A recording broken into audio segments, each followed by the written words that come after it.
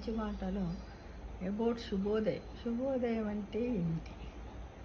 చల్లని ఉషోదయ వేళ కమ్మని కాఫీ తాగుతూ చక్కని స్నేహాన్ని గుర్తు చేసుకుంటూ చెప్పే మధురమైన పదమే శుభోదయం. ఎందుకంటే మనం అందరికీ గుడ్ మార్నింగ్ అని చెప్తాం కదా, అలా కాకుండా శుభోదయం, నమస్కారం అండి, జై శ్రీరామ్ అంటూ మనము చెప్పాలి, పిల్లలతో చెప్పించాలి.